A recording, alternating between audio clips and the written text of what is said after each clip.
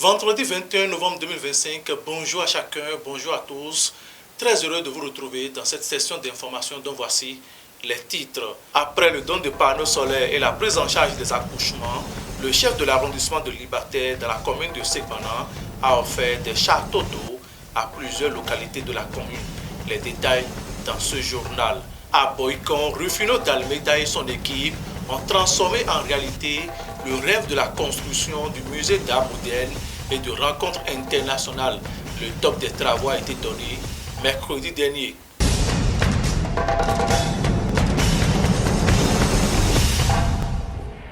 De nouveau, bonjour.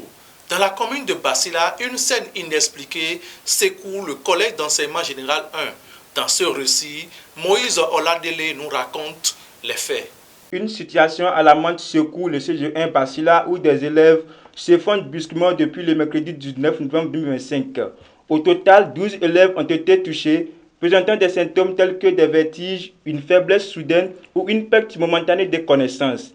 Les responsables du collège appellent à une enquête urgente pour identifier l'origine du phénomène, tandis que les parents demandent des mesures rapides et concrètes pour assurer la sécurité des élèves. Les autorités sanitaires et éducatives sont à pied d'œuvre afin d'identifier la source du problème pour y trouver des solutions. Il annonçait en titre à Segbana, la générosité du chef de l'arrondissement de Liberté s'élargit à d'autres secteurs.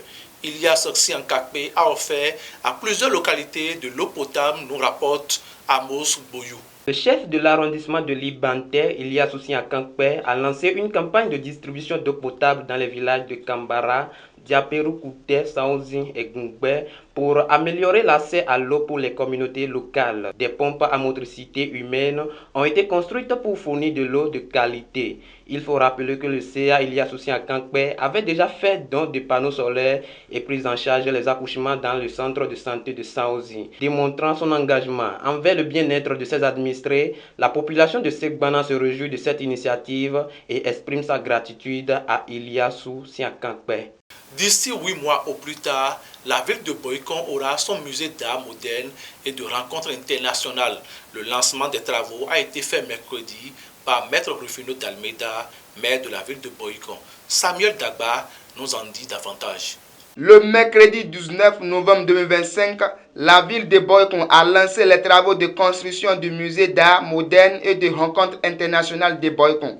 Ces projets ambitieux visent à promouvoir la culture et l'art béninois tout en contribuant au développement économique de la région. Le musée sera équipé de technologies de pointe et comprendra un auditorium, des salles de conférences, des studios de création et des espaces collaboratifs. Le financement est assuré par un partenariat tripartite entre l'AIMF, la ville de Lausanne et la commune de Boycon. Les travaux devraient durer 6 à 8 mois.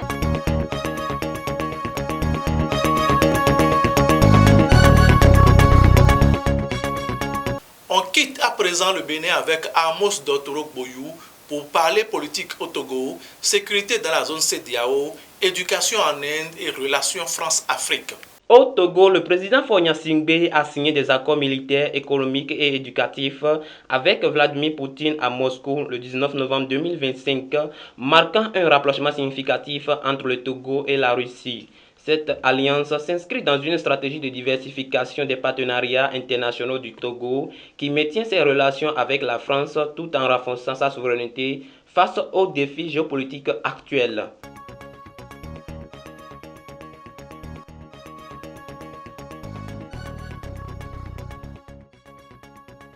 Pendant ce temps, le président de la commission de la CEDEAO a alerté l'ONU sur l'expansion du terrorisme en Afrique de l'Ouest, qui ne se limite plus au Sahel, mais menace toute la région avec 450 attaques et 1900 morts en 2025, nécessitant le renforcement de la force en attente de 1650 à 5000 soldats. Face aux divisions régionales, notamment le départ du Mali, du Burkina Faso et du Niger qui ont formé l'AES, la CEDEAO demande l'aide de l'ONU pour rétablir la confiance entre les pays et coordonner une réponse collective contre le terrorisme qui mène aussi une guerre économique contre les populations.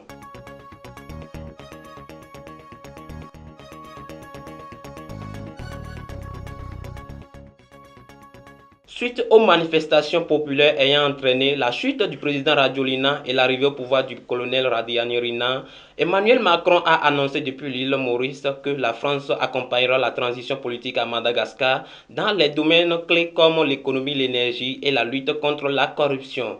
Le gouvernement malgache a présenté un calendrier de transition sur 24 mois maximum prévoyant une concertation nationale, des réformes législatives et l'organisation d'une élection présidentielle entre le 15e et 18e mois.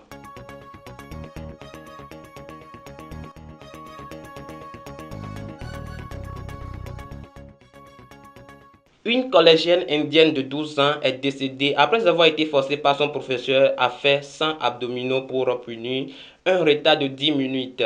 Cette tragédie relance le débat sur les punitions corporelles dans les écoles et souligne les dangers des sanctions physiques excessives.